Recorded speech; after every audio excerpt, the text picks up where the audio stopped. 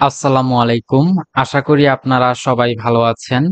এটা হচ্ছে অ্যাডোবি অ্যানিমেটের প্রথম ক্লাস। তো প্রথমে আপনার সফটওয়্যারটা ইনস্টল করে নিতে হবে। ইনস্টল করা খুবই ইজি। তারপরেও যদি না পারেন তাহলে ইউটিউবে একটা ভিডিও দেখে ডাউনলোড করে নেবেন। তো আমার এখানে যেহেতু ডাউনলোড করা আছে তাই আমি সফটওয়্যারটা ওপেন করে নিচ্ছি। সফটওয়্যারটা ডাবল ক্লিক করে ওপেন করার পর আপনি যে ইন্টারফেসটা দেখতে পারবেন সেটা এরকম। তো প্রথমেই বলে নিচ্ছি যে আসলে ভয় পাওয়ার কিছু নেই। অ্যানিমেশন আসলে বুঝলে অনেক সহজ, আর আমি চেষ্টা করব যত সহজে বোঝানো যায়, কারণ যারা একদম প্রথম থেকে শুরু করে তারা অনেক ছোট ছোট বিষয়গুলাও বুঝতে পারে না। এজন্য এই বিষয়টা আমি সবসময় খেয়াল রাখবো। তার আগে একটা কথা বলে নিচ্ছি, যারা একদম এক্সপার্ট লেভেলের আছেন, মোটামুটি ভালো কাজ জানেন, তাদের কাছে হয়তো ভিডিওটা বিরক্তকর লাগতে পারে। তারা অনুগ্রহ করে ভিডিওটা স্কিপ করতে পারেন, কারণ আমি প্রথমেই বলে নিচ্ছি যে এটা একদম বিগিনারদের জন্য, যারা একদম শুরু করতে চাচ্ছেন তাদের জন্য। আর যারা মোটামুটি ভালো অ্যানিমেশন পারেন তারা পরবর্তীতে ভিডিও দেখতে পারেন।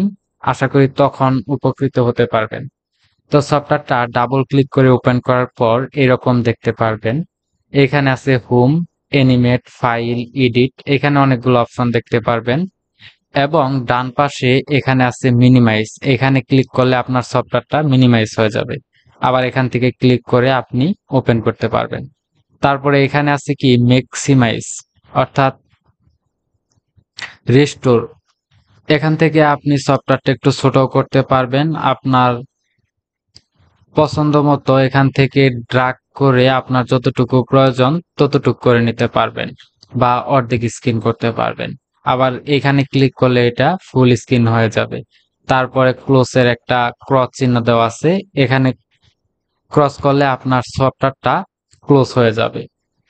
তো এগুলা এখন মোটামুটি আমরা জানলাম। তো প্রথমেই এখন আমাদের যে কাজটা করতে হবে, এই সফটওয়্যারে কাজ করার জন্য আমাদের একটা ডকুমেন্ট নিতে হবে বা ওয়ার্ক স্পেস নিতে হবে আমরা যেখানে কাজ করব।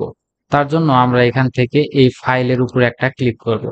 ফাইলে ক্লিক করার পর এরকম অনেকগুলো অপশন চলে আসবে। এখান থেকে আমরা উপরের যে অপশনটা আছে নিউ, এই নিউতে ক্লিক করব।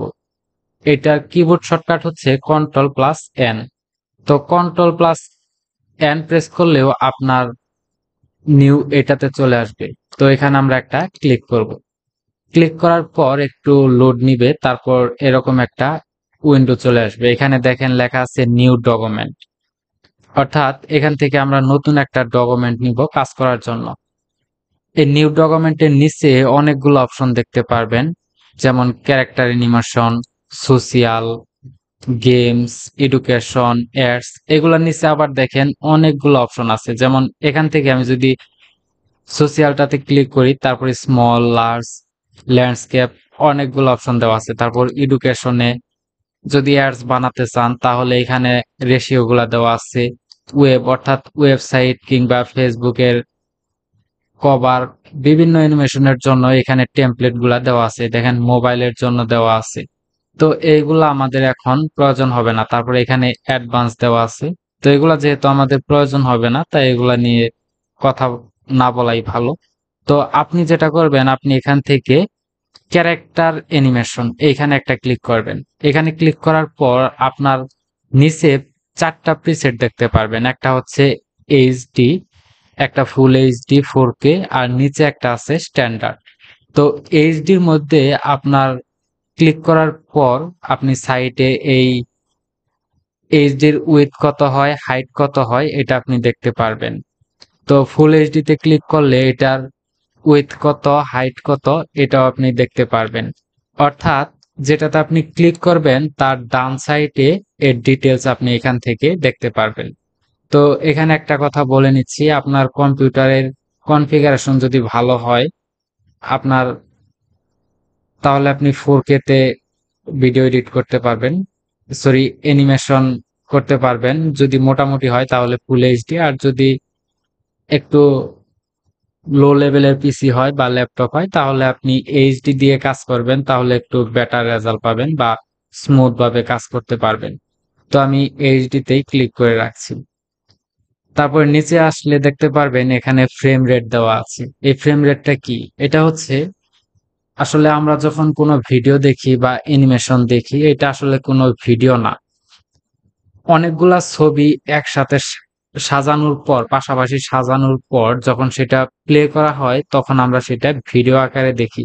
আসলে ভিডিও কোনো কিছু হয় না, সবগুলাই ছবি। তো ফ্রেম রেটটা হচ্ছে ফ্রেম পার সেকেন্ড, অর্থাৎ ১ সেকেন্ডে কয়টা ফ্রেম থাকবে সেটাই। আপনার এখানে যদি ৩০ দেওয়া থাকে তাহলে ১ সেকেন্ডে ৩০টা ফ্রেম থাকবে, অর্থাৎ ৩০টা ছবি নিবে। আর যদি ১ সেকেন্ডে ২৪টা থাকে তাহলে ২৪টা ফ্রেম নিবে। অর্থাৎ আপনি এটা যে কোনো সংখ্যা দিতে পারেন, তবে ৩০টা দেওয়াই বেটার মনে করি, তবে ২৪টাও দেয়া যায়। তো এখানে যেহেতু ৩০টা আছে আমি ৩০টাই রাখছি, এতে কোনো সমস্যা হবে না।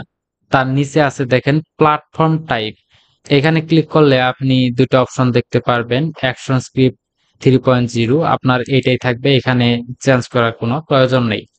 তারপরে নিচে আসলে দেখতে পারবেন এখানে অনেকগুলা অ্যানিমেশন দেওয়া আছে এবং অ্যানিমেশনের নিচে নাম দেওয়া আছে। এখানে ক্লিক করলে আপনার নামগুলা এই অ্যানিমেশনের উপরে শো করতেছে।